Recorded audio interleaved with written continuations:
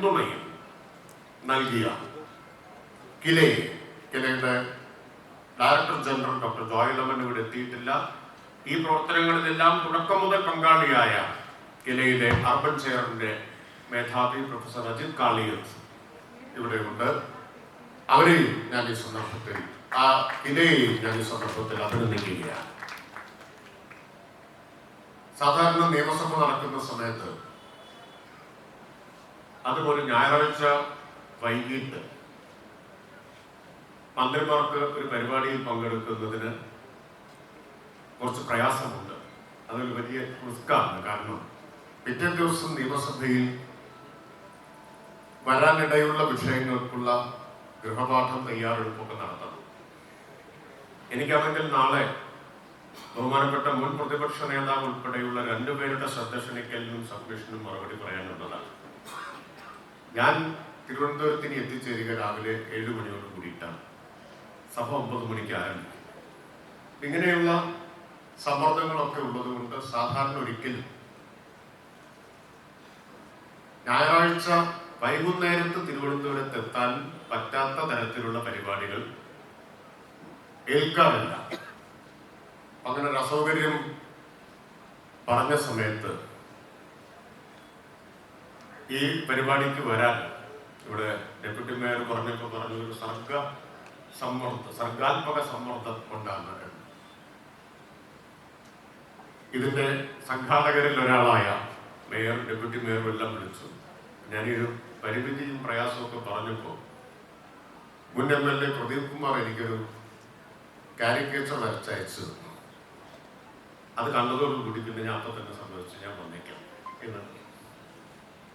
അതാണ് ആ സംഭവത്തെ കുറിച്ച് ആയിരിക്കും മുസാഫർ സൂചിപ്പിച്ചത്. ഒരു കഥാപാത്രമാണ് ഡെപ്യൂട്ടി മേയർ.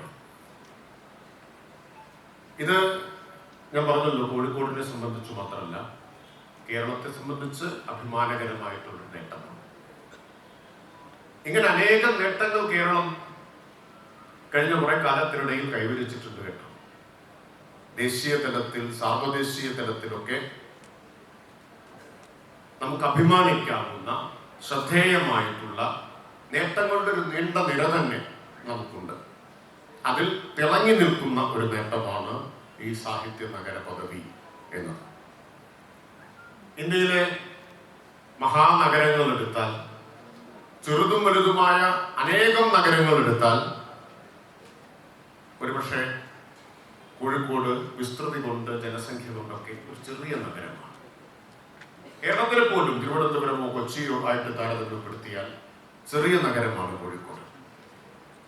ഇപ്പൊ സാഹിത്യ പദവിയുടെ കാര്യത്തിൽ നോക്കിയാൽ പലരും അത്ഭുതപ്പെടുന്നുണ്ടാവും. കൊൽക്കത്ത പോലൊരു നഗരത്തെ പിന്നിലാക്കി കോഴിക്കോടിനെ പദവി സ്വന്തമാക്കാൻ കഴിഞ്ഞത് എങ്ങനെയാണ് എന്ന്. കൊൽക്കത്തയിൽ ജീവിച്ചത്രയും സാഹിത്യ, സാംസ്കാരിക, സംഗീത, ചലച്ചിത്ര പ്രതിഭകൾ എണ്ണം കൊണ്ട് നോക്കിയാൽ അത്രയും കോഴിക്കോട് ഉണ്ടാവില്ല. കാരണം കൊൽക്കത്ത അത്രയും വലിയ ഒരു നഗരമാണ്. അവിടെ ഉണ്ടായത്ര പുസ്തകങ്ങൾ, പ്രസാധകർ, നാടകാവതരണങ്ങൾ, സംഗീത പരിപാടികളുടെ അവതരണങ്ങൾ എണ്ണം കൊണ്ട് നോക്കിയാൽ കോഴിക്കോട് ഉണ്ടായിട്ടുണ്ടാവില്ല. എന്നിട്ടും കോഴിക്കോടിന് അവരെ എല്ലാം മറികടന്ന് ഈ പദവി കൈവരിക്കാൻ കഴിഞ്ഞതിൽ നമുക്ക് എല്ലാവർക്കും അങ്ങേയറ്റം അഭിമാനിക്കാം. അതിൽ നഗരസഭയുടെ നല്ല കോഴിക്കോട് എന്താണ്, എന്തുകൊണ്ട് സാഹിത്യ നഗര പദവിക്ക് അർഹതയുണ്ട് എന്ന് യുനെസ്കോയെ ബോധ്യപ്പെടുത്താൻ കഴിഞ്ഞ ആസൂത്രിതമായ ചിട്ടയായ പഴുതടച്ച പ്രവർത്തനം.